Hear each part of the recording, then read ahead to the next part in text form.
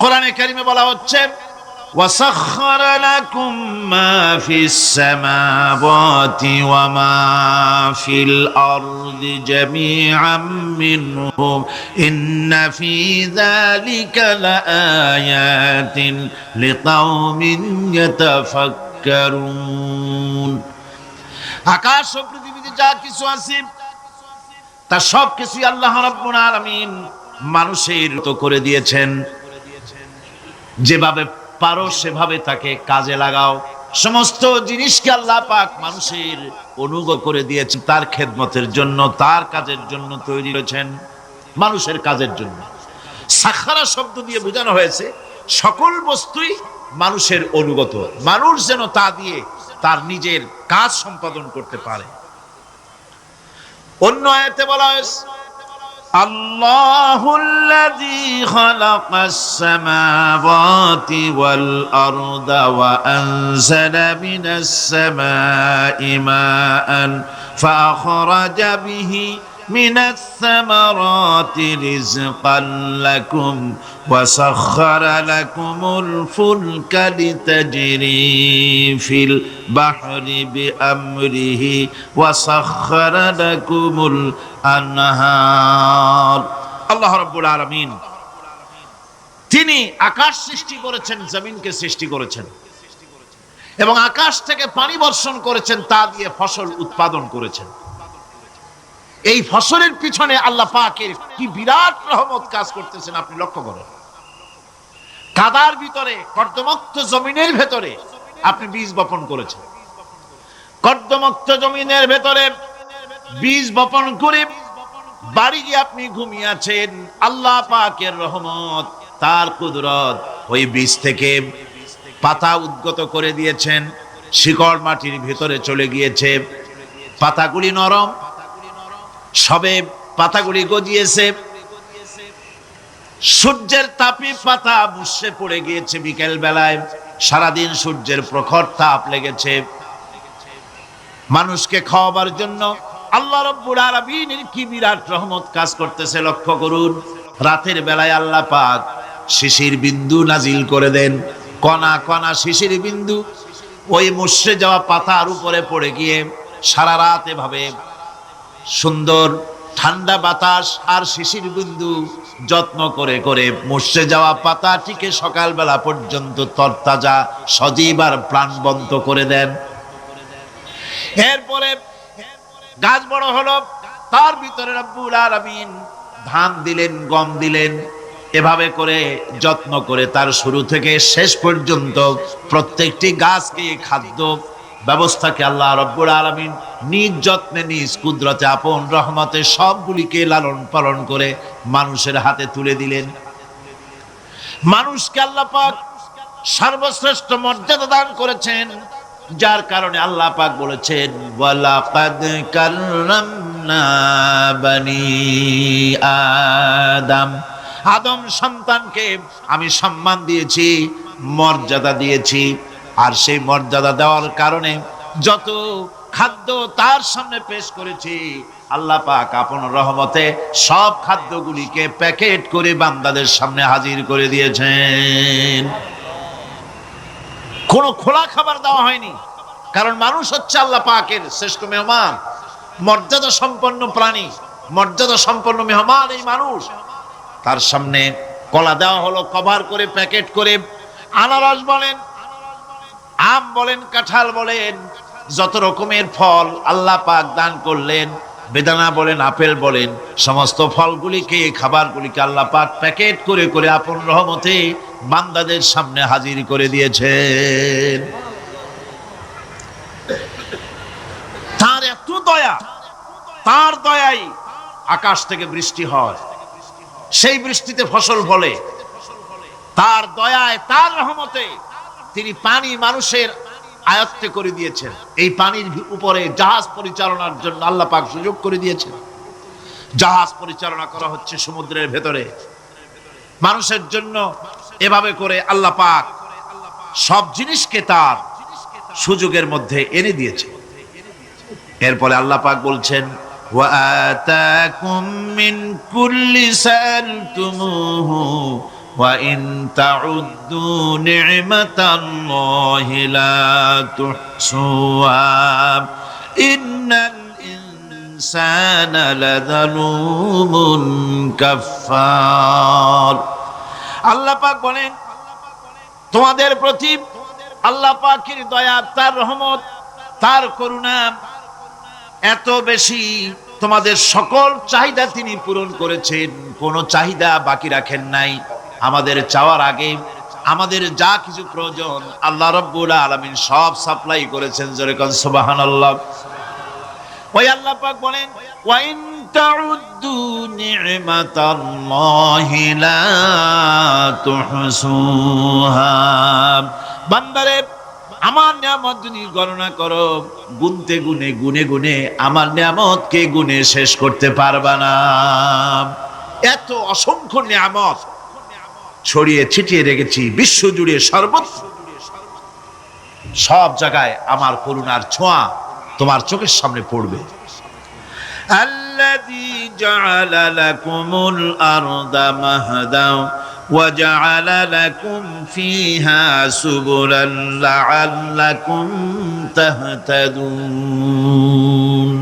আল্লাহ পাক যিনি জমিনকে, এই পৃথিবীকে তোমাদের জন্য বিছানার মতো বিছায় দিয়েছেন, আর বিচরণের জন্য সমতল পথ তৈরি করে দিয়েছেন। এই পৃথিবীটা তোমার জন্য কি সুন্দর করে আল্লাহ পাক একটা গালিচার মতো করে বিছায় দিয়েছেন, সবুজ ঘাস তাতে রয়েছে। এই পৃথিবীর মাটি আল্লাহ পাক মানুষের জন্য কি সুন্দর ঘাটিতে পরিণত করে দিয়েছেন। এই মাটির আল্লাহর রহমতটা দেখুন, একদিকে মাটি নরম, আবার এমন নরম নয় যে 10 তলা 20 তলা 50 তলা বিল্ডিং করলে পরে এর ভারের চোটে ভিতরে ঢুকে যাবে, এরকম নরম নয়। যেখানে যতটুকুন প্রয়োজন ফসল ফলাবার জন্য বৃষ্টি দিয়ে মাটি নরম করে ফসল ফলাবার ব্যবস্থা করা হয়। আবার বিল্ডিং তৈরি করার জন্য মাটি যেমন শক্ত হওয়া দরকার, তেমন শক্ত আল্লাহ পাক করে দিয়েছেন। এখন তো 130, 35, 40 তলা পর্যন্ত, তারও বেশি তলা বিল্ডিং তৈরি হচ্ছে। আমি 135 পর্যন্ত উঠেছি আমেরিকায়, 135 তলা বিল্ডিং। এটা উঠতে 39 সেকেন্ড লাগে মাত্র। এখন এদের লিফটটা কি পাওয়ারফুল চিন্তা করেন, সা করে একটা শব্দ হয়, আর আপনি দেখছেন যে 135 তলার ছাদের উপর উঠে গেছে। নিচের দিকে তাকাইলে মানুষগুলো ছাগলের ছাওয়ার মতো এতটুকু এতটুকু দেখা যায়, গাড়িগুলো পিঁপড়ার মতো দেখা যায়। এগুলি নতুন নতুন প্রযুক্তির মাধ্যমে তৈরি করা হচ্ছে। এখন এই বিশাল বিল্ডিং, এত ওজন, এই ওজন ধারণ করার জন্য মাটিকে আল্লাহ পাক ভারসাম্য, শক্তির ভারসাম্য দান করেছেন। এটাকে আল্লাহ পাক নরমও করেছেন, আবার শক্তও করেছেন। এই মাটি, এই পৃথিবী আমাদের জন্য বিশাল এক নিয়ামত আল্লাহ পাক করে দিয়েছেন, ফসল ফলাবার জন্য, চলাফেরার জন্য। আবার এই মাটি যেন আপনাকে নিয়ে নড়াচড়া করতে না পারে। মাঝে মাঝে ভূমিকম্প হয় না পৃথিবীতে? ভূমিকম্প জোন যেগুলি আছে সেগুলি হচ্ছে Japan, China, turkey, Iran, America, এরকম বিভিন্ন দেশে ভূমিকম্পের জোন, এগুলি ভূমিকম্প এলাকা। আমাদের এসব দেশে ভূমিকম্প কম হয়, তবে ইদানিং একটু একটু শুরু হয়েছে। আল্লাহ যেন এই ভূমিকম্পের গজব থেকে আমাদেরকে বাঁচান। এত আস্তে আমিন বললেন কেন? আল্লাহ পাক কি প্রচন্ড ক্ষমতার মালিক। তিনি রহমত করে এই জমিনকে সুন্দর স্থিতি স্থাপক, একটা স্থিতিশীলতা করে দিয়েছেন। এই পৃথিবী যেন আমাদের নিয়ে নড়াচড়া করতে না পারে, সেজন্য আল্লাহ পাক পাহাড় সৃষ্টি করেছেন। চট্টগ্রামে পাহাড় আছে না? রাঙামাটি, খাগড়াছড়ি, বান্দরবান পাহাড় আছে না? আছে। লোকেরা এই পাহাড়ের উপকারিতা বোঝে না, সমানে পাহাড় কাটে। যারা পাহাড় কাটেন তারা আত্মঘাতী কাজ করেন, তারা পৃথিবীর মানুষের ক্ষতি করেন। পাহাড় আল্লাহ পাক তৈরি করেছেন আল্লাহ কোন জিনিস খেলতামাশার জন্য তৈরি করেন নাই। গতকাল এই আয়াতটি আমি পড়েছিলাম, আল্লাযীনা ইয়াযকুরুনাল্লাহা কিয়ামান ওয়া কুউদান ওয়া আলা জুনুবিহিম ওয়া ইয়াতাফাক্কারুনা ফি খালকিস সামাওয়াতি ওয়াল আরদ রব্বানা মা খালাকতা হাযা বাতিলা। নিরর্থক করে আল্লাহ পাক কোন জিনিসকে তৈরি করেন নাই। আল্লাহ পাক এই পাহাড় সৃষ্টি করেছেন জমিনের ভারসাম্য রক্ষা করার জন্য। সেই পাহাড়গুলি কাটতেছে মানুষ সমানে, গাছ কাটতেছে সমানে, এতে করে প্রকৃতির ভারসাম্য নষ্ট হয়ে যাচ্ছে। এগুলি সব আল্লাহ পাকের রহমত, সবগুলি আল্লাহ পাকের নিয়ামত। খালি খালি আল্লাহ কিচ্ছু তৈরি করেন নাই। ব্যাঙগুলারে জনমের মতো খাইয়া ব্যাঙের ব্যবসা করে, চীনের কাছে ব্যাঙ বিক্রি করে এখন বাংলাদেশ মহাবিপদে পড়েছে। এখন ব্যাঙ কোথায় পাওয়া যায় তাই তালাশ করে, কারণ এই ব্যাঙের উপকারিতা আগে জানা ছিল না। এত কীটনাশক ওষুধ ছড়ানো লাগতো না। কীটনাশক ওষুধ ছড়িয়ে জমিনের উর্বরা শক্তির 12টা বাজানো হচ্ছে। আল্লাহ পাক আপন কুদরতে আপন রহমতে অসংখ্য ব্যাঙ তৈরি করে দিচ্ছে, যাতে করে অতিরিক্ত পোকামাকড় গুলিয়েরা ধরে ধরে খাইয়া ফেলে। আল্লাহ পাকের এগুলি কিভাবে নষ্ট করা হলো। আর এখন কীটনাশক ওষুধ দিয়ে সর্বনাশ করা। আর কীটনাশক ওষুধ আনা হচ্ছে ভারত থেকে, ইন্ডিয়া থেকে। ভারত থেকে কীটনাশক ওষুধ আর সার জানা হচ্ছে, তা দিয়ে বাংলাদেশের মাটির উর্বরা শক্তি আরো নষ্ট হচ্ছে। আপনারা জিজ্ঞেস করবেন চাষীদের কাছে কিভাবে নষ্ট হচ্ছে। সুতরাং আল্লাহ পাক খেল তামাশায় বস্তু করে কিছুই তৈরি করেন নাই, সবগুলিকে আপন রহমতে তৈরি করেছেন মানুষের সৃষ্টি জগতের জন্যে, যার দ্বারা মানুষ উপকৃত হতে পারবে। এই জন্য তিনি হচ্ছেন রহমান। বলেন তিনি কি? রহমান। আল্লাহ রাব্বুল আলামিন জমিন সৃষ্টি করলেন, পাহাড় দিলেন, গাছপালা তরুলতা তৈরি করে দিলেন। এরপরে আল্লাহ পাক বলছেন, তাকিয়ে দেখো সমুদ্রের দিকে, ওয়া হুয়াল্লাযী সাখারাল বাহরা লিতাকুলু মিনহু লাহমান তারিয়ান ওয়া তাস্তাখরু মিনহু হিলিয়াতান তালবাসুনাহা। সমুদ্রের দিকে লক্ষ্য করে দেখো, এই সমুদ্রকে তোমাদের অনুগত করে দিয়েছি। এর মধ্যে রয়েছে তাজা মাছ মাংস রয়েছে, এর ভিতরে রয়েছে তোমাদের পরিধানের অলংকারাদির জন্য মূল্যবান সম্পদ রাখা হয়েছে সমুদ্রের মধ্যে। বিজ্ঞানীরা বলেছেন পৃথিবীর উপরিভাগে যা আছে মাটির তলায় তার থেকে অনেক বেশি বেশি মূল্যবান জিনিস আছে। আছে না মাটির তলায় মূল্যবান জিনিস? কি আছে? কি আছে? খনিজ দ্রব্য আছে, সোনা আছে, লোহা আছে, তেল আছে। তেল যে শুধু সৌদি আরবে, কুয়েতে আর কাতারে, বাংলাদেশে তেল নাই এটা ঠিক না। আমাদের দেশে তেল আছে। আল্লাহ তেল আমাদের দেশে দিয়েছেন, তবে অতটা না হলেও কিছুটা তো দিয়েছেন। আমাদের দেশে চা আছে, পাট আছে, আমার দেশেও তেল আছে।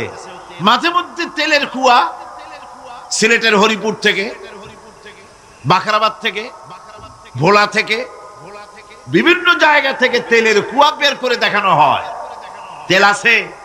যারা ক্ষমতাসীন, যারা সরকার, যারা দেশ চালাও, যদি আমারে সেজদা দাও, যদি নামাজি হও, কোরআনের সাথে বিরোধিতা যদি না করো, যদি কোরআন সুন্নাহর শাসন প্রতিষ্ঠা করো, এ ধরনের অসংখ্য তেল বের করে দেব। কিন্তু কিন্তু বারবার উমরা করে, হাতে তসবিহ ধারণ করে, মাথায় পট্টি বেঁধে যদি ইসলামের সাথে নাফরমানি করা হয়, তোমাদের তেল আল্লাহ পাক বের করে ছাড়বেন। আল্লাহ পাক বাহানা পছন্দ করেন না। এই জমিনে ফসল আছে, অসংখ্য ফসল আল্লাহ পাক দিয়েছেন, অসংখ্য খনিজ পদার্থ আল্লাহ পাক দান করেছেন। সেই খনিজ পদার্থগুলি আল্লাহ পাক, খনিজ দ্রব্যগুলি আল্লাহ পাক দিবেন মুমিনদের হাতে। কাদের হাতে দিবেন? আল্লাহ পাক বলেছেন, ওয়ালাউ আন্না আহলাল কুরা আমানু ওয়াত্তাকাউ লাফাতাহনা আলাইহিম বারাকাতিম মিনাস সামাই ওয়াল আরদ। দেশের লোকেরা, জনপদের লোকেরা যদি আমার উপর ঈমান আনে আর আমার কি ভয় করার নীতি যদি অবলম্বন করে চলে, তাহলে ওই দেশের মানুষের জন্য আকাশ আর জমিনের সব বরকতের দরজা আমি আল্লাহ খুলে দেব।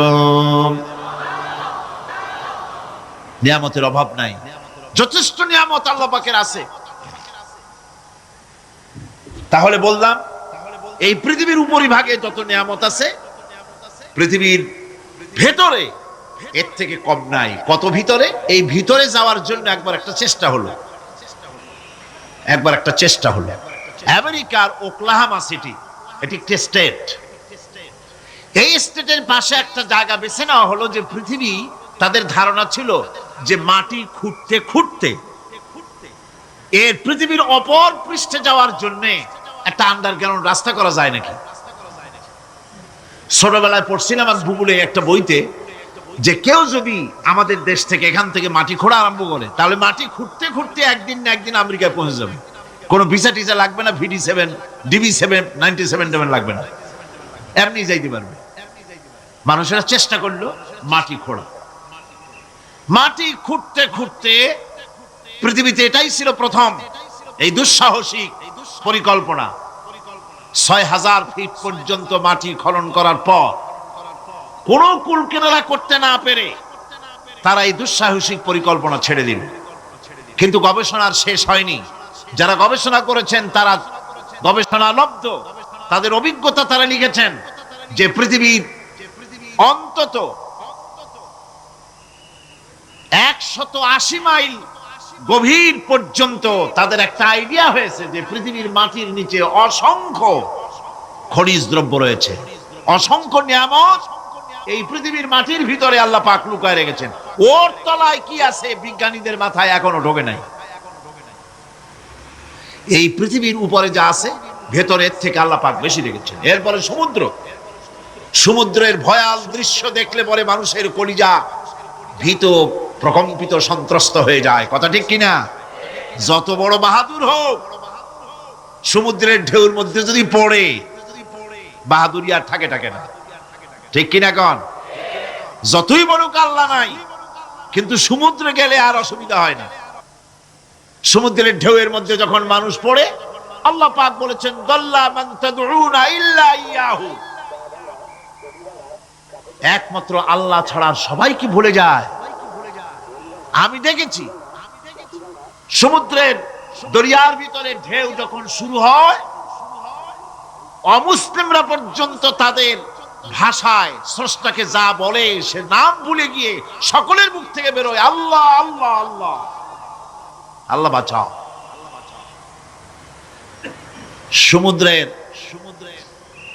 সমুদ্র বিরাট রহস্য, একটি বিরাট রহস্য।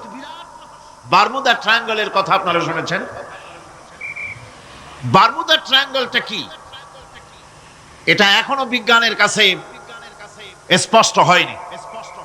বারমুদা ট্রায়াঙ্গলের যে এরিয়া আছে, প্রশান্ত মহাসাগর এবং আটলান্টিক মহাসাগরের মোহনায়, এইখান থেকে যখন কোনো প্লেন যায় অথবা কোনো জাহাজের রেঞ্জে আসে, প্লেন হারিয়ে যায়, জাহাজ হারিয়ে যায়, কোথায় যায় কেউ হদিস করতে পারে না। এই সমুদ্র, মহাসমুদ্রের ভিতরে আল্লাহ রাব্বুল আলামিন অসংখ্য রহস্য রেখে দিয়েছেন, যা বিজ্ঞানীরা উদ্ঘাটন করতে পারেনি। এই মহাসমুদ্রের ভিতরে রয়েছে ম্যাগনেটিক পাহাড় পানির তলায়। যদি রাডারে ধরা না পড়ে জাহাজে, তাহলে এর রেঞ্জের ভিতরে আসলে এমন আকর্ষণে টেনে নেবে, পাহাড়ের সাথে লেগে টক করে লেগে জাহাজ চানাচুর হয়ে যাবে। এই মহাসমুদ্রের ভেতরে আল্লাহ পাক মাছ রেখেছেন, অসংখ্য মাছ রয়েছে, অসংখ্য ধরনের প্রাণী রয়েছে।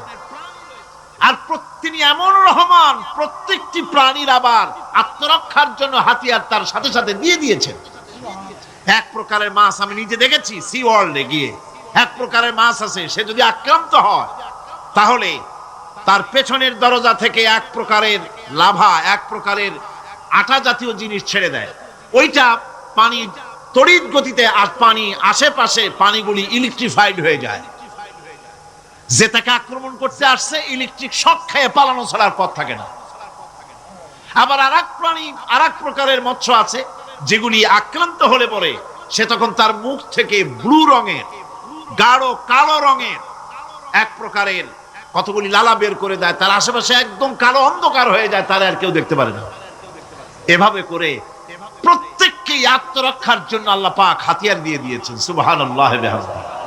সেই সমুদ্রের ভেতরে এই ধরনের মৎস্যরাজি, বিরাট বিরাট প্রকাণ্ড প্রকাণ্ড প্রাণী আল্লাহ পাক সেখানে রেখেছেন। এরপরে এই সমুদ্রের মধ্যে রয়েছে মণিমুক্তা। আল্লাহ পাক বলছেন তোমরা পোশাক তৈরি করবে, তোমাদের স্ত্রীদের জন্য অলংকার আদি তৈরি করবে, সেজন্য ওর ভিতরে মণিমুক্তা মহামূল্যবান জিনিস এই সমুদ্রের ভেতরে আমি দিয়ে রেখেছি। আপন কুদরতে, আপন মেহেরবানিতে, কেউ আমার কাছে চায় নাই, আমি নিজের থেকে তোমাদের সমস্ত প্রয়োজন মিটিয়েছি, যা লাগবে সব জোগাড় করে দিয়েছি। এখন দেখুন আল্লাহ রাব্বুল আলামিন তার রহমতের নমুনা প্রাণী জগতের দিকে লক্ষ্য করে দেখেন। আল্লাহ রাব্বুল আলামিন সমস্ত প্রাণী জগৎ, দুনিয়ায় মানুষ বাদে যত প্রাণী আছে সমস্ত প্রাণীর দিকে তাকান। মানুষের কথা তো গতকাল বলেছি। সমস্ত প্রাণীগুলি কি আল্লাহ রাব্বুল আলামিন তাদের সাথে তাদের সমস্ত জিনিস দিয়ে দিয়েছেন। এর মধ্যে কোনোটাকে আল্লাহ পাক বোঝা বহন করার জন্য কোন প্রাণীকে তৈরি করেছেন, আবার মানুষের জন্য, জিহাদের জন্য, যুদ্ধ করার জন্য কোন প্রাণী তৈরি করেছেন, চাষাবাদ করার জন্য প্রাণী তৈরি করে দিয়েছেন। কোরআন বলছি ওয়াল আনআমা খালাকাহা লাকুম ফিহা দিফকুন ওয়া মানাফিউ ওয়া মিনহা তাআকুলুন। তিনি বিভিন্ন ধরনের জীব পয়দা করেছেন, যার থেকে তোমাদের শীতের পোশাক এবং অন্যান্য কল্যাণকর কাজ যেন তোমরা করতে পারো, সেজন্য পশুর গায়ে যে পশম দেওয়া হয়েছে, এতে পশুরও কাজ হয়। আবার এই পশমগুলি গ্রীষ্মকালে কেটে নিয়ে তাই দিয়ে মানুষের শীতবস্ত্র তৈরি করা হচ্ছে। আপনার গায়ের, আপনার গলার মাফলার, আপনার সোয়েটার, আপনার চাদর, আপনার কম্বল, এগুলি আল্লাহ পাক তৈরি করার জন্য দুনিয়ার যত প্রাণী তৈরি করেছেন, প্রাণীগুলির গায়ে, চতুষ্পদ জন্তুর গায়ে পশম দিয়ে, সেগুলি দিয়ে এগুলি তৈরি করার ব্যবস্থা করেছেন। আবার আল্লাহ রাব্বুল আলামিন বলেন ওয়ালাকুম ফিহা জামালুন হিনা তুরিহুনা ওয়া হিনা তাসরাহুন। যখন সেগুলি মাঠে সকাল বেলায় চড়তে নামে, আবার বিকেল বেলায় যখন পালবদ্ধ হয়ে বিকেল বেলায় যখন ঘরে ফেরে, তখন দেখার এক সৌন্দর্য এমন হয় যা সত্যি উপভোগ্য।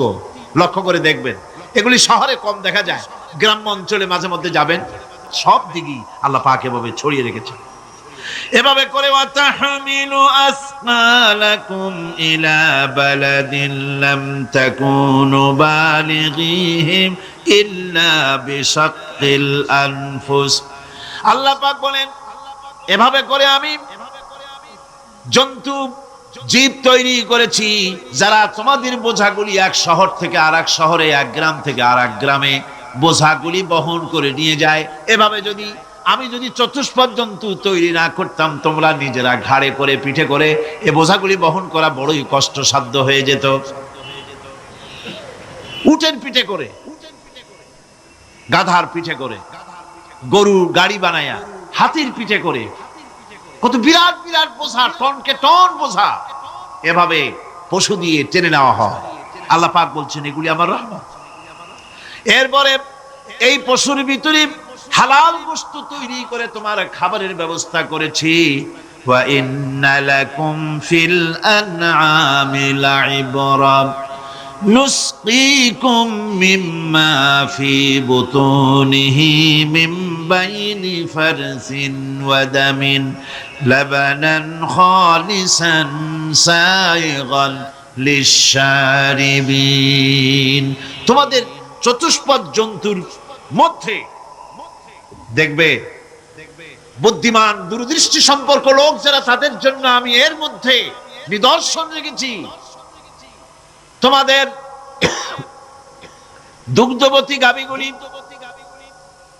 যার দ্বারা তোমরা দুধ পাও, এগুলি জমিনের ঘাস খেলো, খড় খেলো, আর এর দ্বারা রক্ত তৈরি হলো, পায়খানা তৈরি হলো, পেশাব তৈরি হলো। পাশাপাশি রাস্তা দিয়ে পরিষ্কার সুস্বাদু দুধ আমি আল্লাহ রাব্বুল আলামিন তোমাদের জন্য দান করেছি। এত নিয়ামত আল্লাহ পাক দিলেন, আল্লাহ পাকের বিনিময় কিছুই চান নাই। কিছু চাইছেন নাকি? বলেন, কিছু চেয়েছেন? কিছুই চান না। দেখেন, এই যে ঠান্ডা মৌসুম চলছে, এখন কি মৌসুম? শীতের মৌসুম। এই পৃথিবীটাকে আমরা আমাদের একটা রুমকে যদি ঠান্ডা করতে চাই, তাহলে আমরা কি লাগাই? রুমে এসি লাগাই। প্রত্যেক মাসে বিল দেওয়া লাগে না লাগে না? বিল দিতে হয়। একটা রুম এসি দিয়ে ঠান্ডা করতে প্রত্যেক মাসে 500, 1000, 2000, 2500 রুম হিসাবে এর ভাড়া দেওয়া লাগে, এর চার্জ দিতে হয়। এত বড় বিশ্বটা আল্লাহ পাক ঠান্ডা করে ফেলেছেন। কত বড় এসি প্লান্ট আল্লাহ পাকের, সুবহানাল্লাহ। কত বড় এসি আল্লাহ ছেড়ে দিয়েছেন এখন। ঠান্ডায় মানুষ, এখানে তো মানুষে গরম লাগে, সেই গরমে আপনারা আরাম পাচ্ছেন, যে গায়ের জামা টামা খুলে ফেলাইছে, ঠিক কিনা? মানুষের গরমও একটা গরম। তাহলে আল্লাহ রাব্বুল আলামিন এই যে ঠান্ডাটা দিলেন, মজার মৌসুম দিলেন, এই ঠান্ডার জন্য আমাদের কাছে কোনো বিল পাঠান নাই ফেরেশতার মাধ্যমে। শীতকাল গিয়ে পরে ফেরেশতারা কি বিল নিয়ে আসছে নাকি, যে শীতের মৌসুমে যে ঠান্ডা উপভোগ করেছো এটার জন্য বিল দিতে হবে? এবার দেখেন সূর্যের তাপ। সারা পৃথিবীতে যত উত্তাপ আছে, ভালো করে বোঝেন, সারা পৃথিবীতে পেট্রোল জ্বালায় আগুন তৈরি করে, ডিজেল জ্বালায় আগুন তৈরি করেন, কাঠ জ্বালায় আগুন তৈরি করেন। পৃথিবীর মানুষের হাতে আগুন জ্বালাবার, উত্তাপ সৃষ্টি করার যত রকমের টেকনোলজি আছে, সব যদি একত্রিত করা হয়, সূর্য প্রতি সেকেন্ডে যে তাপ বিকিরণ করে পৃথিবীর জন্য, সারা পৃথিবীর সমস্ত মানুষ এক জায়গায় হইয়া কিয়ামত পর্যন্ত প্রচেষ্টা করিও ওই 1 সেকেন্ডের তাপ তৈরি করতে পারবে? পারবে না। শুধু আল্লাহ রাব্বুল আলামিন তিনি বিরাট নিয়ামত রেখেছেন সব জিনিসের মধ্যে। এই নিয়ামতগুলি বুঝতে হবে, এগুলি বুঝতে হবে। এই জন্য আল্লাহ রাব্বুল আলামিনের নবী বলেছেন, আল্লাহর সৃষ্টি জগতের উপরে, তার সৃষ্টি নৈপুণ্যতার উপরে কেউ যদি গবেষণা করে, চিন্তা করে 1 ঘন্টা, আল্লাহ পাক তার আমলনামায় 60 বছরের নফল ইবাদতের সওয়াব লিখে দিবেন। কি সোজা কথা। চিন্তা করতে হবে, গবেষণা করতে হবে আল্লাহ পাক কি নিয়ামত দিয়েছেন। ওয়ামা বিকুম মিন নি'মাতিন ফামিনাল্লাহ। যত নিয়ামত আমরা পেয়েছি সব কার কাছ থেকে? জোরে সোরে চিল্লা এখন, কার কাছ থেকে? সমস্ত নিয়ামত এসেছে আল্লাহ পাকের কাছে। আল্লাহ রাব্বুল আলামিন বলেন, তিনি হচ্ছেন রহমান। ওয়াল্লাহু জাআলা লাকুম মিন বুয়ুতিকুম সাকানান ওয়া জাআলা লাকুম মিন জুলুদিল আনআমি বুয়ুতা। আল্লাহ পাক বলছেন, তোমাদের জন্য, তোমাদের ঘর সমূহকে আল্লাহ পাক স্থিতি লাভের, স্বস্তি শান্তি লাভ করার জন্য আল্লাহ পাক একটা স্থান করে দিয়েছেন, জায়গা করে দিয়েছেন। আমরা যে ঘর বানাই, এই ঘর বানাবার পেছনে আল্লাহ পাকের কত বড় নিয়ামত। ঘর একটা বানাতে হলে খুঁটি লাগবে। খুঁটি কোত্থেকে আসছে? বলেন কোত্থেকে? গাছের থেকে খুঁটি পেয়েছেন। কিসের থেকে পেয়েছেন? গাছ। কাঠ। শুধু খুঁটিতে ঘর হবে না, এরপরে খুঁটি হয়ে গেল, চাল লাগবে। চাল দেবেন কি দিয়ে? খড় দিয়া দেন, টিন দিয়া দেন, টালি দিয়া দেন, যা দিয়া দিবেন সেটা হচ্ছে কার, জোরে কর। শুধু খুঁটি আর চাল হলে হবে না, বেড়া লাগবে, দরজা লাগবে, জানালা লাগবে, যা কিছু দরকার। আল্লাহ বলেন, তোমার এই শান্তির ঘরটার পেছনে আমার নিয়ামত, আমার রহমত কাজ করেছে। আবার শীত প্রধান দেশে, যেখানে বিল্ডিং এও কাজ হবে না, যেখানে ঘর বানাতে হলে কাঠ খড়ির ঘর দিয়েও কাজ হবে না, এত প্রচন্ড শীত, সেইখানে আল্লাহ পাক পশুর চামড়া দিয়ে ঘর বানাবার জন্য মানুষের মাথায় আল্লাহ পাক বুদ্ধি দান করে দিয়েছেন। আল্লাহ পাক বলছেন, জুলুদিল আনআমি বুয়ুতা, চামড়া দিয়ে ঘর তৈরি করা হয়, এস্কিমোরা করে, দেখে আসবেন, চামড়া দিয়ে ঘর তৈরি করা হয়। আল্লাহ পাক এই পশু দিয়ে মানুষের এত উপকার করছেন। তিনি রহমান, এই রহমত থেকে পৃথিবীর কেউ বঞ্চিত নয়। সমস্ত প্রাণী সমূহকে আল্লাহ পাক এই বিরাট নিয়ামত দান করেছেন। একটি মানুষ যতই সংকীর্ণ হোক, অসভ্য জীবন যাপন করুক, ইলিটারেট হোক, মূর্খ হোক, লেখাপড়া কিচ্ছু জানে না, একটা পর্ণ কুটিরের ভিতর এক কৃষক বাস করে, সেও যদি চিন্তা করে তাহলে অন্তত এতটুকু উপলব্ধি তার আসবে যে সে অসুখ হলে পরে তার আশেপাশে লতা গুল্ম গাছের শিকড় বেটে খেলে পরে তার অসুখ ভালো হয়ে যায়, ঠিক কিনা? এখন তো অসুখ ভালো হওয়ার জন্য কোনো অসুবিধা নাই, কোনো সমস্যা নয়। পত্রিকার ভিতরে অ্যাডভার্টাইজ আসতেছে, স্ট্যাম্পের উপরে লিখে দেব আখেরি লেখা, বিশ্বব্যাপী চ্যালেঞ্জ। মেয়ে লোকও চ্যালেঞ্জ দিতেছে, পুরুষও দিতেছে, পাগলও দিচ্ছে, ছাগলও দিচ্ছে, সবাই মিলে চ্যালেঞ্জ করছে। পত্রিকাগুলি পয়সার লোভে আবার এগুলি ছাপতেছে। সব রকমের অসুখ, সব রকমের ওষুধ তারা দিতে পারবে। তেই যদি হয় তো খামাখা আমাদের মেডিকেল কলেজ রাইখা লাভ কি? বিজ্ঞাপন দিয়া যদি ওষুধ বিক্রি করা হয়, কেমন গভর্নমেন্ট আমি বুঝি না। এই পাগল ছাগলের বিজ্ঞাপনগুলি ছাপা হয় পত্রিকায়, লোকেরা বিভ্রান্ত হয়, লোকেরা বোঝে না। তাদের কাছে গেলেই মুখ দেখেই বলে দেবো এরকম আসতেছে, পাগলের মতো চেহারা, মুখ দেখেই বলে দেবে শেষ দর্শন, আর দর্শন জিন্দিগিতে করা লাগবে না।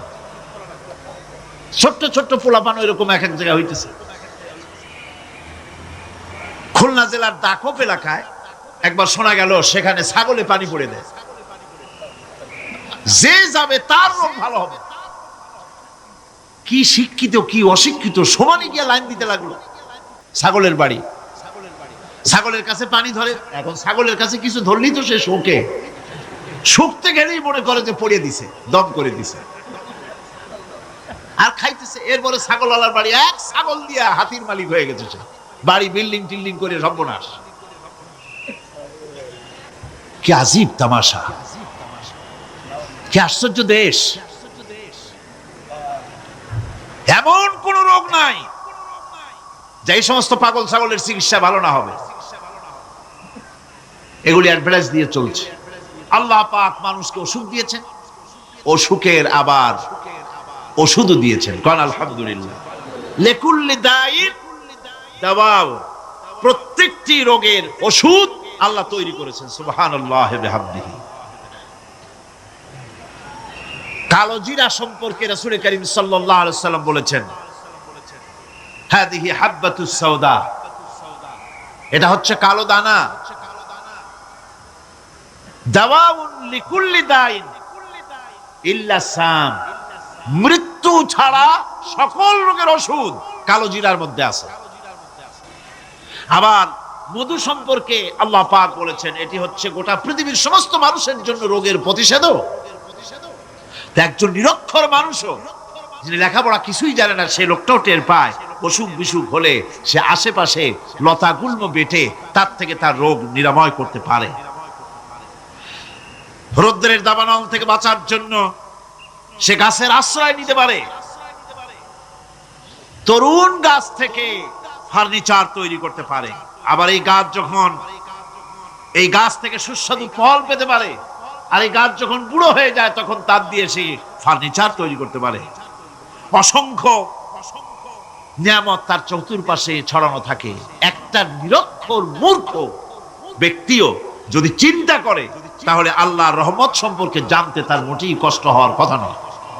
মূল কথা হলো চিন্তা করা, গবেষণা করা। আল্লাহ পাক এই জন্য বারবার বলেছেন, লা আয়াতিন লিকাউমি ইয়াতাফাক্কারুন, লা আয়াতিন লিউলিল আলবাব, যারা নাকি চিন্তাশীল, গবেষক, মাথায় গিলুটিলু যাদের আছে, ওরা এগুলি খুব ভালো করে বুঝবে। আল্লাহ রাব্বুল আলামিন এই পৃথিবীকে তার রহমত দিয়ে ছেয়ে রেখেছেন, অসংখ্য রহমত দিয়ে রেখেছেন। আর তার রহমত সৌন্দর্য বিবর্জিত নয়, তার রহমত দিয়েই সব সুন্দর হয়ে সাজিয়ে গুছিয়ে আল্লাহ পাক তৈরি করেছেন। আকাশটাকে সাজিয়েছেন, কোরআনে কারীমের মধ্যে রব্বুল আলামিন বলেন, ওয়ালাকাদ যায়্যানা আস-সামাআদ দুনিয়া বিমাসাবিহা ওয়া জাআলনাহা রুজুমান লিশ-শায়াতিন। এই দুনিয়ার আকাশখানিকে তারকা প্রদীপ দিয়া সাজায় রেখেছি মনের মতন। দেখো তুমি তাকাইয়া, এই পৃথিবীটাকে, এর আকাশটাকে সুসজ্জিত করা হয়েছে। আল্লাহ পাক সৌন্দর্যবোধ এত বেশি, যা গতকাল আমি আলোচনায় বলেছি, রব্বুল আলামিন তার আপন রহমত দিয়া, কুদরত দিয়ে এই পৃথিবী সব সাজিয়ে গুছায় দিয়েছেন। আল্লাহ পাক বলছেন, ইন্না ফি খালকিস সামাওয়াতি ওয়াল আরদি ওয়াখতিলাফিল লাইলি ওয়ান নাহার লাআয়াতিন লিউলিল আলবাব। নিঃসন্দেহে এই পৃথিবী, যারা জ্ঞানবান, যারা চিন্তাশীল, তারা আকাশ এবং জমিনের সৃষ্টির ব্যাপারে চিন্তা করবে, রাত এবং দিনের পরিবর্তনের ব্যাপারে তারা গবেষণা করবে। রাত দিনের পার্থক্য মানুষের জীবনকে পদ্ধতিগত দিক থেকে দুই ভাগে বিভক্ত করেছে। একটা হচ্ছে দিন, আর একটা হচ্ছে রাত। وَجَعَلْنَا اللَّيْلَ لِبَاسًا وَجَعَلْنَا النَّهَارَ مَعَاشًا। আল্লাহ পাক বলেন, আমি দিনকে রুজি রোজগার করার জন্য, কামাই রোজগার করার জন্য দিন তৈরি করেছি, আর আরাম করার জন্য আমি রাতকে তোমাদের জন্য আচ্ছাদন করে দিয়েছি, তোমাদের জন্য রাতকে আরাম করার জন্য করে দিয়েছি। দিনের বেলায় কাজ করবে, রাতের বেলায় আরাম করবে। ঘুম আল্লাহর এক নিয়ামত। ঘুম আল্লাহর কি? আল্লাহর এক বিরাট নিয়ামত। সারাদিন কাজ করার পর মানুষ যখন ঘুমায় যায়, সারাদিনের ক্লান্তি এবং শ্রান্তি সব শরীর থেকে দূর হয়ে যায়। সকাল বেলায় আবার কাজ করার জন্য শরীর প্রাণবন্ত আর সজীব হয়ে যায়। এই ঘুম যার হয় না, সেই বুঝতে পারে কি নিয়ামত সে হারায়। আল্লাহ পাক যেন সারা জীবন যতটুকুন ঘুমের স্বাস্থ্যের জন্য আমাদের প্রয়োজন, আল্লাহ যেন এই নিয়ামত থেকে আমাদেরকে বঞ্চিত না করেন। আমরা বলি আমিন। ঘুমের জন্য মানুষ ঘুমাইতে না পারলে পাগল হয়ে যায়। কি বিরাট নিয়ামত এই ঘুম আল্লাহ পাক মানুষকে দিয়েছে। আমার বন্ধুগণ, এভাবে করে আল্লাহ রাব্বুল আলামিন মানুষের একঘেয়েমি দূর করার জন্য সকাল করেছেন, দুপুর করেছেন, বিকেল করেছেন, সন্ধ্যা করেছেন, রাত করেছেন, ঘুমাবার ব্যবস্থা করেছেন, কামাই রুজির ব্যবস্থা করে দিয়েছেন, রুজি রোজগার করার ব্যবস্থা করেছেন। সবকিছু তিনি রহমান বলে, তিনি দয়াবান বলে মানুষের সব প্রয়োজন আল্লাহ পাক মিটিয়ে দিয়েছেন। আল্লাহ সুবহানাহু ওয়া তাআলা তিনি বলছেন, আমার রহমতেই পৃথিবীর মাটি থেকে তোমাদের ফসল উৎপাদিত হয়। তোমরা দেখো, আফারাআইতুম মা তাহরুসুন আআনতুম তাজরাউনাহু আম নাহনু যারিউন। জমিন থেকে ফসল কে উদ্গত করে? উদ্ভিদকে কে গজায়? তুমি গজাও না, আমি গজাই। আল্লাহ পাক বলেন, সমস্ত উদ্ভিদগুলি আমি তোমাদের জন্য গজায় দেই, উঠায় দেই। এরপরে যখন ফসল হয়, ফসল পাকা দেখে মানুষ তখন মোষে তেল মাখে, ফুর্তি করে, আনন্দ করে। এবার ফসল খুব ভালো হয়েছে, ভালো করে গান দেব। মানুষেরাই চিন্তা করে, বেশি ফসল হয়েছে, গান বাজনা, থিয়েটার, গুনাগার বিবির গান, এগুলি ভালো করে শুনতে হবে। গাছে কাঁঠাল, গোপে তেল, জমিনে ফসল, মোষে তেল মাখে আনন্দ করে যে গান বাজনা করবে। আল্লাহ পাক বলেন, দেখো, লাউ নাশাউ জাআলনাহু হুতামান ফাযালতুম তাফাক্কাহুন। যদি আমি ইচ্ছে করি তাহলে তোমার ফসলকে আমি কুটায় পরিণত করে দিতে পারি। তখন তো তুমি নিজের কপালে করাঘাত করবে আর বলবে, আহারে মাহরুম হয়ে গেলাম, বঞ্চিত হয়ে গেলাম। আল্লাহ যদি ইচ্ছে করেন তাহলে ফসলগুলিকে আল্লাহ পাক তুষে পরিণত করে দিতে পারেন না? সিটায় পরিণত করে দিতে পারেন না? অবশ্যই। সেই জন্য আল্লাহ পাক বলছেন, যেগুলি সব আমার ক্ষমতা, আমি আপন নিয়ামতে, আপন বরকতে, রহমান নামের কারণে আমি তোমাদের সব আমি গুছিয়ে দিচ্ছি। আল্লাহ পাক ফসলের জন্য আপনার জমিনের ফসলের জন্য আল্লাহ পাক বিনা পয়সায় সারের ব্যবস্থা করে দিয়েছেন। জোরে কোন সুবহানাল্লাহ। সেই সারটা হচ্ছে কি? ওয়া মিন আয়াতিহি আইয়ুরিকুমুল বারকা খাউফান ওয়া তামআম ওয়া ইউনাজ্জিলু মিনাস সামাই মা। আল্লাহ পাক বলেন, আমি আমার নিদর্শনাবলীর ভিতরে এটা হচ্ছে নিদর্শন, যে আকাশে বিদ্যুৎ চমকায়, মেঘের গর্জন আর বিদ্যুতের চমক, এ সবগুলি আমার নিদর্শন। বৃষ্টির পানির সাথে এগুলি এসে জমিনের ফসলকে বৃদ্ধি করে দেয়। জোরে বলেন সুবহানাল্লাহ। কৃষিবিদরা বলেছেন, যে বছর আকাশে যত বেশি বিদ্যুৎ চমকায়, সে বছর জমিনের ফসল তত বেশি বৃদ্ধি পায়। বিনা পয়সায় এ ধরনের আল্লাহ পাক ব্যবস্থা করে দিচ্ছেন। এরকম দরিয়ার মাছ, গোশত, তরি তরকারি, ফল, মৌসুম উপযোগী যা কিছু প্রয়োজন, এ সব কে দিচ্ছেন? বলেন না কে দিচ্ছেন? ওয়ামা মিন দাব্বাতিন ফিল আরদি ইল্লা আলাল্লাহি রিজকুহা।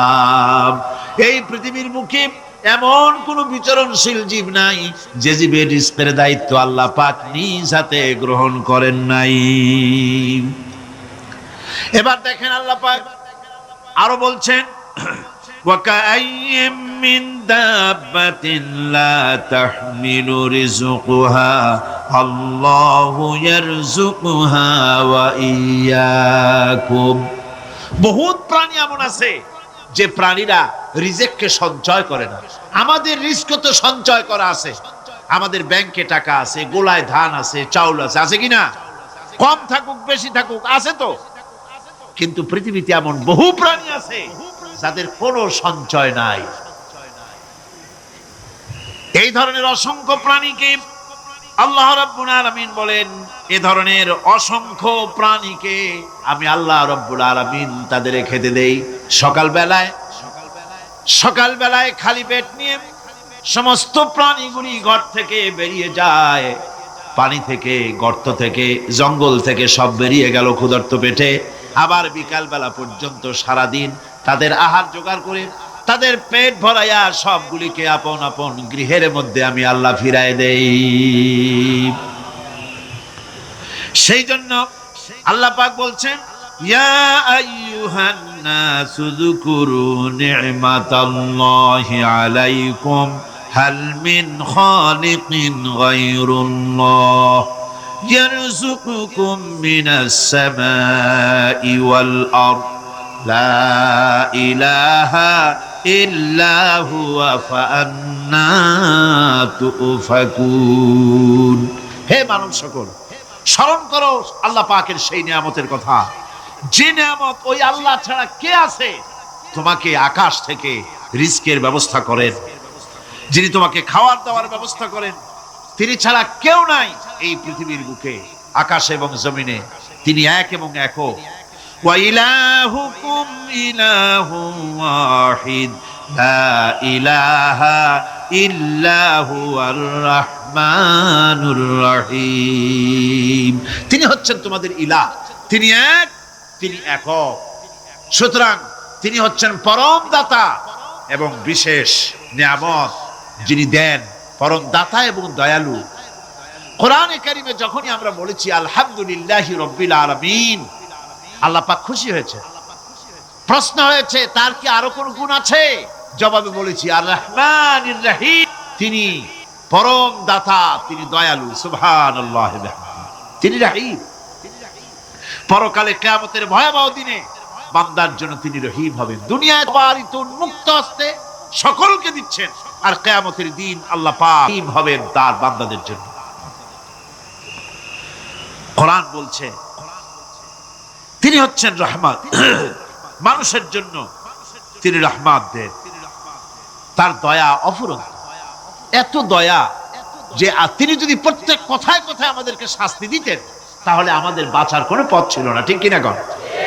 কোরআনে কারীম আল্লাহ পাক বলেছেন, ওয়ামা আসাবাকুম মিন মুসিবাতিন ফাবিমা কাসাবাত আইদিকুম ওয়া ইয়াফু আন কাসীর।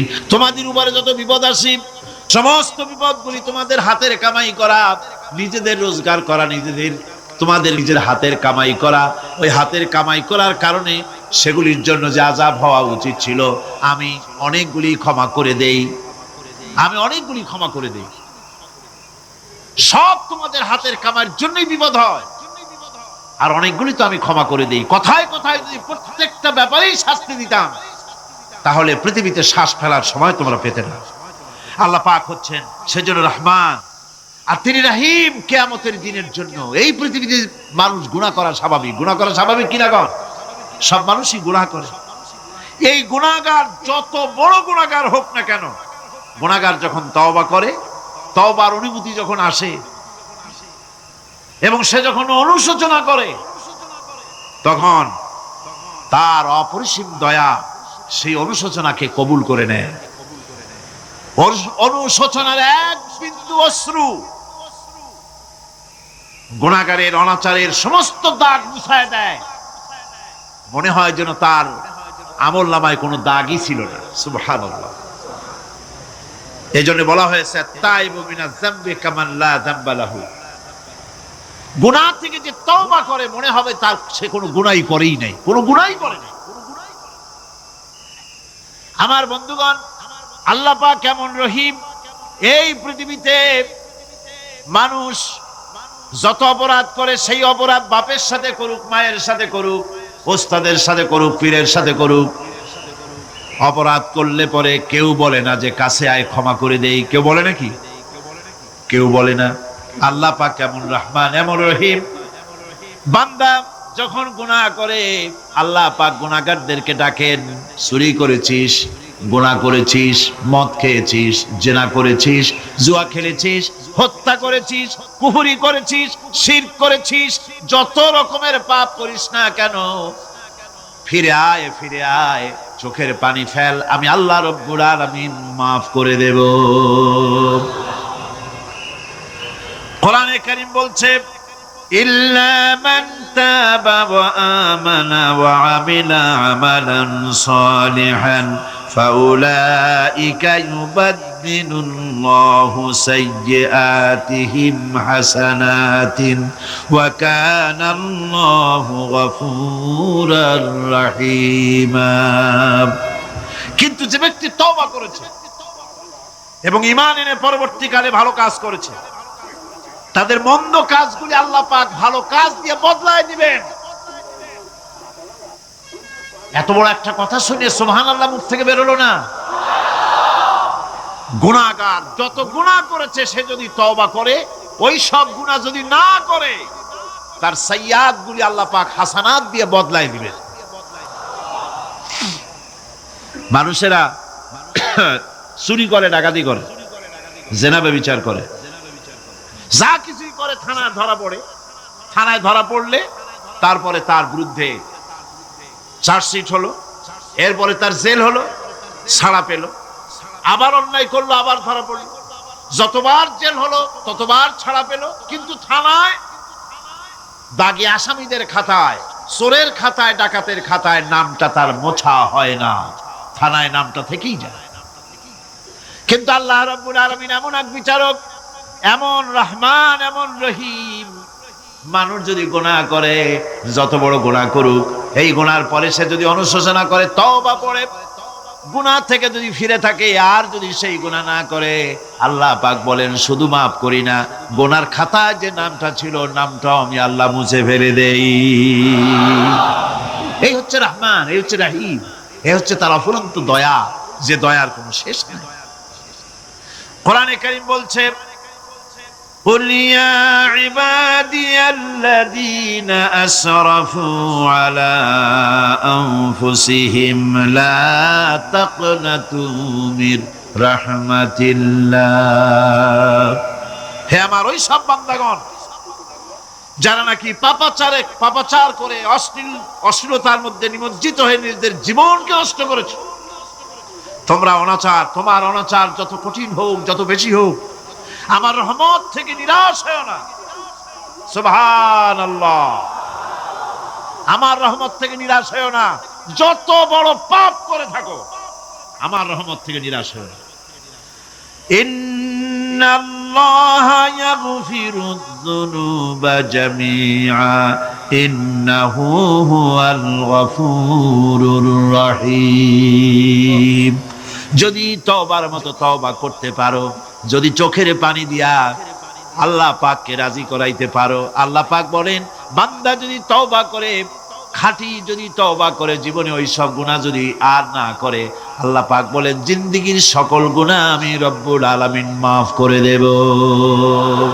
তিনি গফুর, তিনি রহিম, ক্ষমাশীল এবং দয়াবান। এত দয়া, যে দয়ার কোনো শেষ নাই। আল্লাহ পাকের দয়াকে, তার রহমতকে, তার করুণাকে তিনি 100 ভাগ করেছেন। এই 100 ভাগে 1 ভাগ গোটা পৃথিবীতে তিনি ছড়িয়ে দিয়েছেন। আর 99টা ভাগ কার কাছে? এবার চিন্তা করুন, 100 ভাগের 1 ভাগ দুনিয়ায় ছড়িয়ে দেওয়ার পর তার থেকে আমরা যতটুকুন ভাগে পেয়েছি, এর মহব্বত, স্ত্রীর প্রতি মহব্বত, মেয়ের প্রতি মহব্বত, ছেলের প্রতি মহব্বত, মায়ের প্রতি মহব্বত, পিতার প্রতি মহব্বত, বন্ধুর জন্য মহব্বতে আমরা জানও দিয়ে দিতে পারি, এমন আমাদের ভালোবাসা, এমন আমাদের মহব্বত। কথা ঠিক কিনা? 1টা ভাগ সারা পৃথিবীতে ছড়িয়ে দেওয়ার পর যেটুকুনো পেলাম, সেই ভালোবাসার তীব্রতা যদি এত বেশি হয়, আকর্ষণ যদি এত বেশি হয়, তাহলে এই 99টা মহব্বত, দয়া, রাহমানিয়াতের, দয়ার, রাহিমিয়াতের যে গুণগুলি আল্লাহ পাক নিজের কাছে রেখেছেন, সেই মাবুদের দয়া তার বান্দার প্রতি কত বেশি! কি বিরাট মহব্বত! রাসূল করিম সাল্লাল্লাহু আলাইহি ওয়াসাল্লাম বলেছেন, সাহাবীরা, একটি লোক উটের পৃষ্ঠে চড়ে কোথাও যাচ্ছিল, পথিমধ্যে বিশ্রাম করল। বিশ্রাম থেকে উঠে দেখে তার উট নাই। সে উটের পৃষ্ঠে তার খাদ্য ছিল, পানীয় ছিল, সব ছিল। এই লোকটা কেমন পেরেশান হয়। সাহাবীরা বললেন, হুজুর, এই তো মারাত্মক পেরেশানি।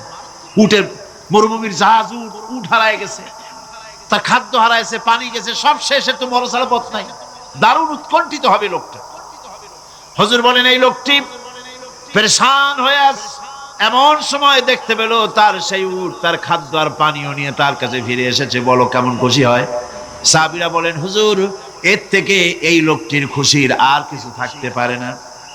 নবীজি বলেন, আমার সাহাবীরা শোনো, আল্লাহর কোন বান্দা যখন নাফরমান হয়ে যায়, আল্লাহ থেকে দূরে সরে যায়, আল্লাহ থেকে যখন এরাজ করে যায়, উঠারা ব্যক্তি উট পাওয়ার জন্য যেমন অবস্থা হয়ে যায়, আল্লাহ পাক তার বান্দার জন্য তেমন বোধ করেন। উঠারা ব্যক্তি উট পেলে পরে যেমন আনন্দিত হয়ে যায়, কোন নাফরমান বান্দা যদি সেজদায় পড়ে কাঁদে আর বলে, আল্লাহ গুনাহ করেছি, আমারে মাফ করে দাও, উঠারা ব্যক্তি উট পায়া যত খুশি হয়, এর থেকে লক্ষ কোটি কেন বেশি আল্লাহ রাব্বুল আলামিন তার বান্দার প্রতি খুশি হয়ে যান। আল্লাহ রহমান রহিম, কি দয়া! এত বড় দয়া তার। সে দয়ার কারণে তার প্রতি আমাদেরকে আকৃষ্ট হতে হবে। মাফ চাইলে আল্লাহ পাক মাফ করবে। ওয়াকালা রাব্বুকুম উদউনি আস্তাজিব লাকুম। তোমাদের রব তোমাকে বলছে, তোমাদের রব কে? আমাদের রব। সকলে বলেন, কে আমাদের রব? সে আল্লাহ আমাদেরকে বলছেন, তোমাদের রব বলছেন, আমাকে ডাকো, আমি ডাকে সাড়া দেব। সুবহানাল্লাহ। এরকম একটা অনুভূতি আমার নিজের হয়েছিল, আমার নিজের একটা অনুভূতি। কাবা শরীফের ভিতরে যখন আল্লাহ পাক আমাকে প্রবেশের সুযোগ দিয়েছিলেন, কাবা শরীফের মধ্যে, তখন তার রসমে কাবা নাই।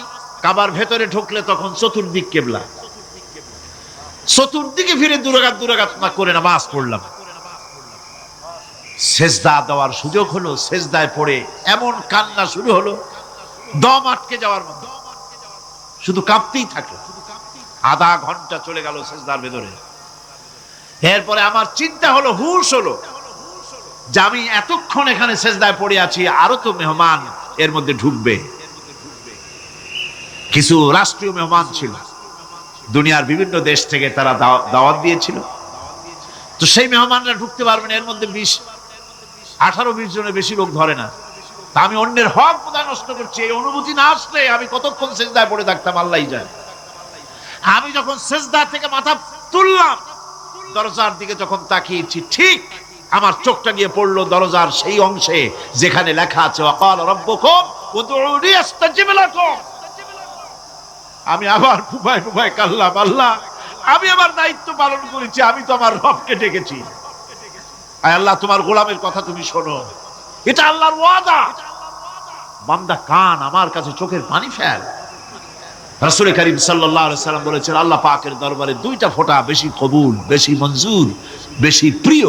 একটি হচ্ছে জিহাদের ময়দানে যে রক্ত ফোঁটা পড়ে সেই রক্ত ফোঁটা, আর একটি হচ্ছে আল্লাহর ভয়তে চোখ থেকে যে পানি ফোঁটা পড়ে, এটি আল্লাহর কাছে দারুণ।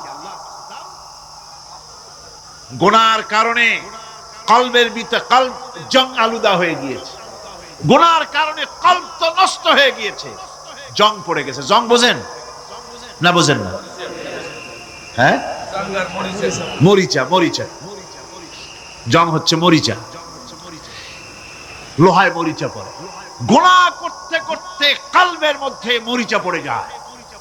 এই মরিচা উঠাইতে চান?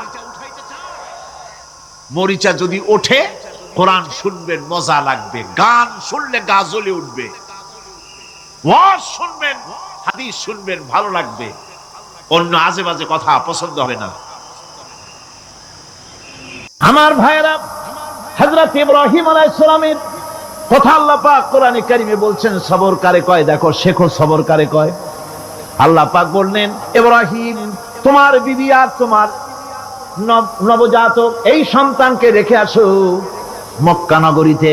তিনি চলে গেলেন, সেখানে ঘর নাই, বাড়ি নাই, কিচ্ছু নাই, চতুর্দিকে ধুধু বালু আর মরুভূমি।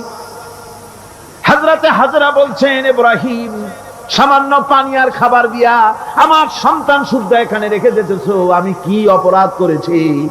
কোনো জবাব নাই। দুইবার তিনবার বলার পরে হাজরা বলছেন, ইব্রাহিম গো, তবে কি আমার আল্লাহর হুকুম মতো আমারে রেখে যাচ্ছ নাকি? হযরত ইব্রাহিম আকাশের দিকে আঙ্গুল উঁচু করলেন। কথা বলবেন, বাক শক্তি বেরোচ্ছে না। 80 বছর বয়সের সময় একটা বাচ্চা আল্লাহ তারে দিচ্ছেন, আর এমন বাচ্চা পয়গম্বরের ছেলে, কি সুন্দর চেহারা, মরুভূমির উপরে ফালাই দিয়ে রওনা হয়ে যাচ্ছেন, মুখ দিয়া কথা সরছে না, আকাশের দিকে দেখালেন। হযরত হাজরা বুঝতে পারলেন। হযরত হাজরা বলেন, ইব্রাহিম কোনো চিন্তা নাই, নিশ্চিন্ত মনে বাড়ি ফিরে যাও। আমি আমার আল্লাহর উপরে এতটা ভরসা করি, আল্লাহর হুকুমে যদি আমার এখানে রেখে যেয়ে থাকো, ওই আল্লাহ পাক আমাকে আর আমার কলিজার টুকরা ইসমাইলকে পানিতে আর খাবারে মারবেন না, অবশ্যই তিনি ব্যবস্থা করবেন। ব্যবস্থা হয়ে গেল। হযরত ইসমাইল বড় হয়ে গেলেন। আল্লাহ পাক অর্ডার করলেন, জবাহ করো ছেলেকে। হযরত ইব্রাহিম আলাইহিস সালাম যখন জবাহের প্রস্তাব করলেন, হযরত ইসমাইল তা আপত্তি করতেন, বাবাজি আমার মায়ের আর আমাকে বাচ্চা অবস্থায় ফেলে গেলেন, খাবার দেন নাই, পরার দেন নাই, বছরের পর বছর আমাদের এখানে কাটলো, দেখতেও আসেন নাই, আজ আসছেন জবাহ দিতে। এটা কেমন কথা? কি ধরনের বাপ আপনি? এরকম বলছে নাকি? এরকম বলছে? হযরত ইব্রাহিম আলাইহিস সালাম প্রস্তাবটা কিভাবে পারলেন? আল্লাহ পাক কোরআনে কারিমে দৃষ্টান্ত রেখে দিয়েছেন। আল্লাহ পাক বলছেন, হযরত ইব্রাহিম ছেলেকে বললেন, ইয়া বুনাইয়া, হে আমার কলিজার টুকরা লাডলা, হে আমার কলিজার টুকরা সন্তান, ইন্নী আরা ফিল মানাম আন্নী আযবাহুক, আমি স্বপ্নে দেখছি আমি যেন তোমাকে জবাহ করতেছি। ফানজুর মাযা তারা, তোমার রায় কি বলো? আমি তো স্বপ্নে দেখছি যে আমি তোমার জবাহ করতেছি, এখন তোমার রায় কি, তোমার মত কি? হযরত ইসমাঈল আলাইহিস সালাম শুনিয়া দিলেন দৌড়, নাকি না? হযরত ইসমাঈল আলাইহিস সালাম ধৈর্যের প্রতীক, তিনি কি কথা বললেন? তার মুখের কথা কোরআন শরীফে আল্লাহ পাক উঠায় দিলেন।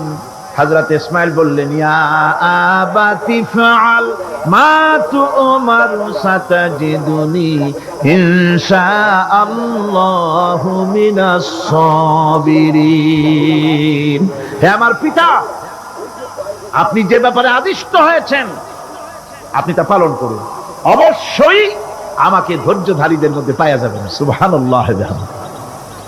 এক বর্ণনা এসেছি, হযরত ইসমাইল বললেন, আব্বাজান আমি ধৈর্যধারীদের ভিতরে আমারে পাবেন, তবে জবাহ করার আগে আমার হাত পাটা একটু বেঁধে নেন, কারণ জবাহের যন্ত্রণায় আপনার গায়ে যদি আমার হাত পাও লেগে যায় তো বেয়াদবি হয়ে যেতে পারে।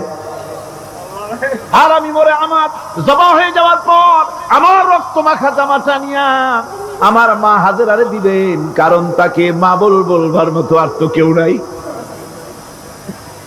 হযরত ইব্রাহিম তাকে বাঁধবার জন্য প্রস্তুতি নিলেন। হযরত ইসমাইল বলছেন, আব্বাজান বাঁধবেন না, বান্দার প্রয়োজন নাই।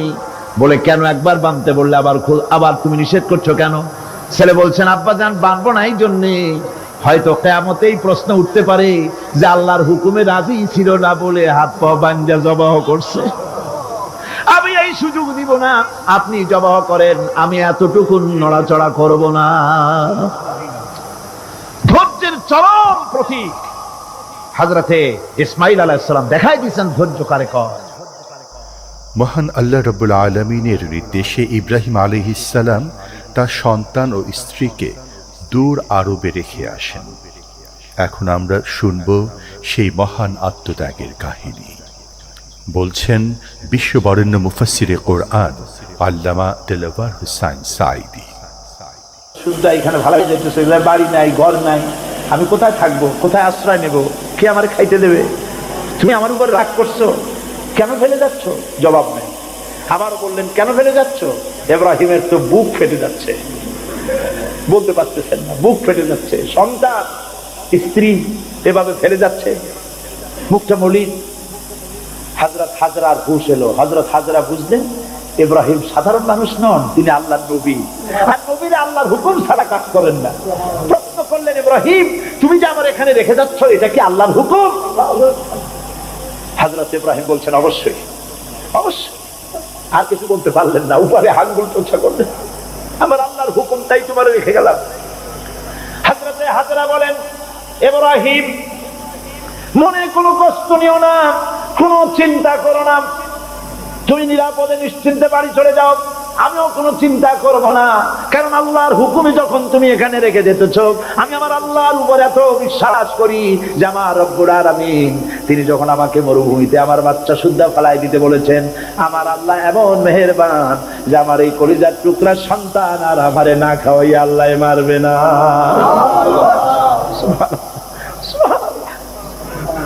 হযরতে হাজরা পানির জন্য দৌড়দৌড়ি করলেন। সাফা মারোয়া আপনারা জানেন, সব জানা কথা, সাফা মারোয়া দৌড়িয়ে দৌড়ি।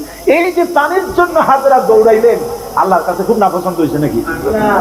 এমন পছন্দ হইল আল্লাহর কাছে, কিয়ামত পর্যন্ত তার এই বান্দির আমল, এই দৌড় আল্লাহর কাছে এমন পছন্দ হয়ে গেল, কিয়ামত পর্যন্ত সমস্ত হাজীদের জন্য আল্লাহ ওয়াজিব করে দিল, দৌড়াও, আমার হাজরা যেমন দৌড়াইছে সেই রকম দৌড়াও। সুবহানাল্লাহ। ইসমাইল না খেয়ে মরছে, পানির অভাবে মরছে। হযরতে জিবরাইলকে আল্লাহ পাঠায় দিলেন, আমার ইসমাইলের পায়ের গুতা যেখানে লাগতেছে তুমি গিয়ে সেখানে পায়ে আঘাত করো। হযরতে জিবরাইল পায়ের আঘাত করলেন, সেখান থেকে পানি ছিটকে বেরিয়ে চলে আসলো। জমজম, থাম থাম। হযরতে হাজরা এসে দেখেন পানি চিকচিক করতেছে চতুর্দিকে, পানি থামানো যায় না, চতুর্দিকে পাথর দিয়ে বেড়া দিতে, তাও থামে না। তারপরে তিনি বলছেন, জাম জাম, মানে থাম থাম। পানি থেমে গেল, কিন্তু পানির উৎস থামলো না। সেই পানি পৃথিবীর কোটি কোটি মানুষ আজ পান করে, লক্ষ লক্ষ মানুষ এই পানি দিয়ে গোসল করে, উযু করে। লক্ষ লক্ষ গ্যালন পানি প্রতি বছর সারা দেশে ছড়িয়ে যায়, মক্কায় যায়, মদিনায় যায়, জেদ্দায় যায়, সমস্ত জায়গায় যায়। দরিয়া ফুরায় যাওয়ার কথা, কিন্তু কুয়া ফুরায় না। সুবহানাল্লাহ। আল্লাহর কুদরত কাকে বলে? এগুলো কি কপাল পোড়াদের কিসমতে হবে? কপাল পোড়াদের কিসমতে হবে? আল্লাহ পাক ঈমানদার মুমিনদের জন্য সমস্ত নিয়ামত রেখে দিয়েছেন। আল্লাহ পাক বলেছেন, ফিহা আয়াতুন বাইয়িনাত, অসংখ্য নিদর্শন। এই কাবা আর এই কাবা কেন্দ্রিক আমার অনেক নিদর্শন আছে, তাকায় দেখো কত নিদর্শন। আজ পৃথিবীর কোন শহর নাই নিরাপত্তার শহর যেখানে জীবনের নিরাপত্তা পাওয়া যাবে। আল্লাহ পাক বলেছেন, ওমান দাখালাহু কানা আমিনান, যেই ঢুকবে মক্কায় আর মদিনায় সেই নিরাপত্তা লাভ করবে। সুবহানাল্লাহ। সুবহানাল্লাহ বলবেন না? সুবহানাল্লাহ বলবেন না?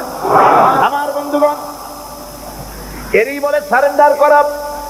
আল্লাহ রাব্বুল আলামিন বললেন আসলিম, সারেন্ডার করো। হযরত ইব্রাহিম আলাইহিস সালাম বললেন আসলামতু লিরাব্বিল আলামিন। সারেন্ডার হয়ে গেলাম। সারেন্ডার হয়ে এক পরীক্ষা পাস করলেন, আরো এক পরীক্ষায় দুটা পাস করছেন কিনা? সুবহানাল্লাহ। এবার 3 নম্বরের পরীক্ষা। 3 নম্বর, ছেলে এবার বড় হইছে, নাদুস নুদুস চেহারা, সুন্দর, সুবহানাল্লাহ, নাদুস নুদুস চেহারা, জ্ঞান।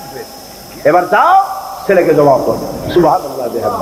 একটার পর একটা মারাত্মক অগ্নি পরীক্ষা, ছেলের জবাব করো। হযরত ইব্রাহিম আলাইহিস সালাম বলছিলেন যে আল্লাহ এই রকমের কঠিন পরীক্ষা তুমি আমারে বালাইও না। বলছেন না।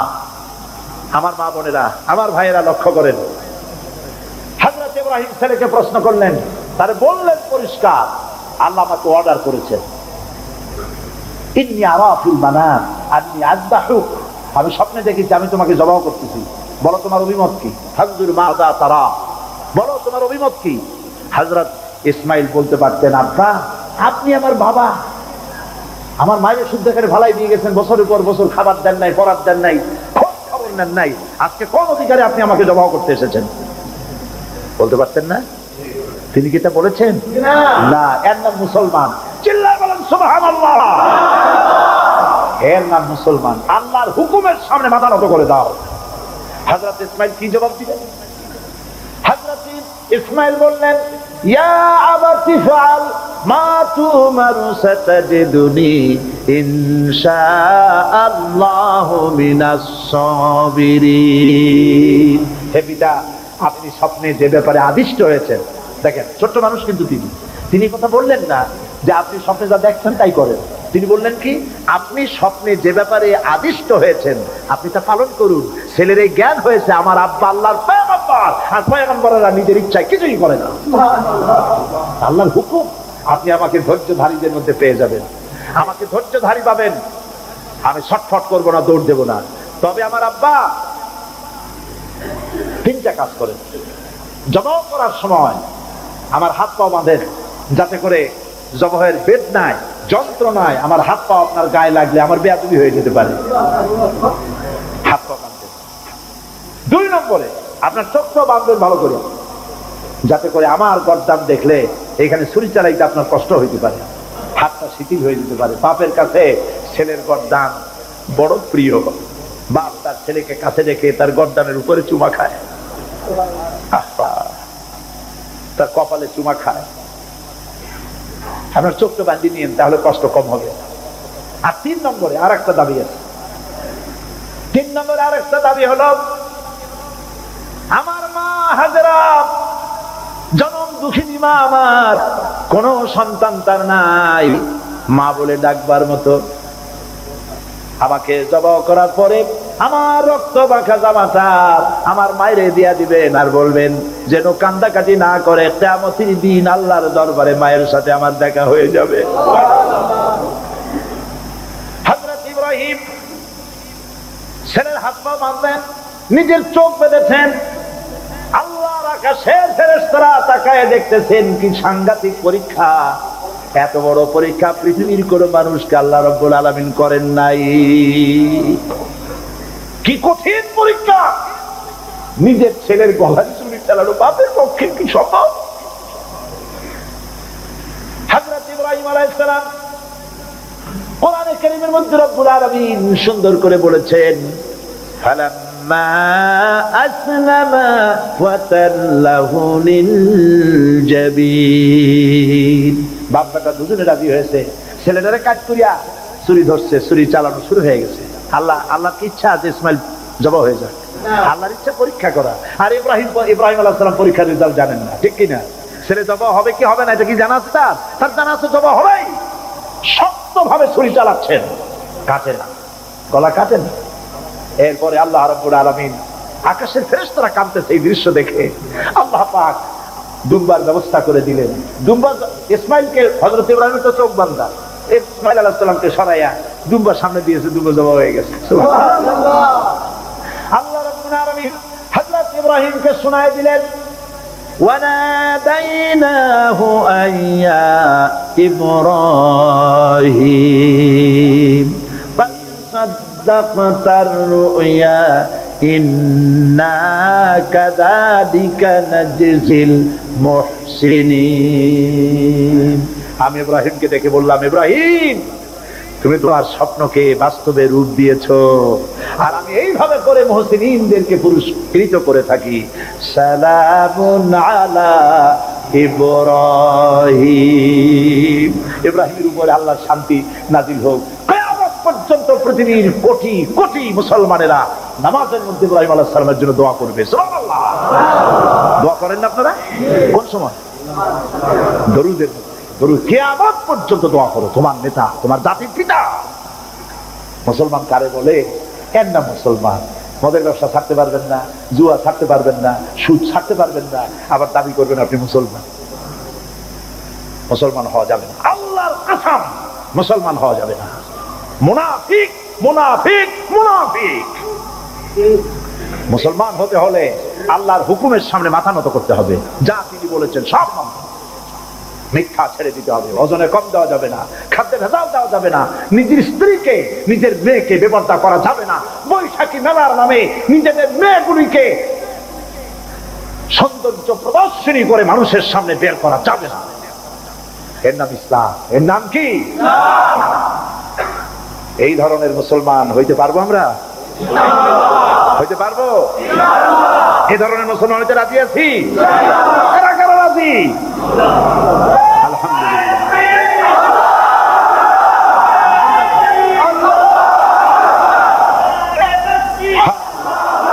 বলি আলহামদুলিল্লাহ। জোরে বলেন আলহামদুলিল্লাহ।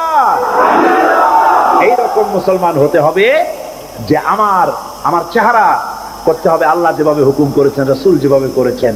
আমার পা থেকে শুরু করে মাথা, জামা কাপড়, ওঠা বসা, চলা ফেরা সব করতে হবে আল্লাহ যেভাবে বলেছেন, রাসূল যেভাবে করেছেন। আল্লাহ রাব্বুল আলামিন বলেন, ইয়া আইয়ুহাল্লাযীনা আমানু দুখুলু ফিস-সিলমি কাফা ওয়া লা তাত্তাবিউ খুতুওয়াতিশ শাইতান ইন্নাহু লাকুম আদুউম মুবিন। হে বিশ্বাসীরা, পূর্ণাঙ্গরূপে ইসলামের মধ্যে দাখিল হয়ে যাও। একটু আধটু না, সবটুকুন। আর খবরদার শয়তানের পদাঙ্ক অনুসরণ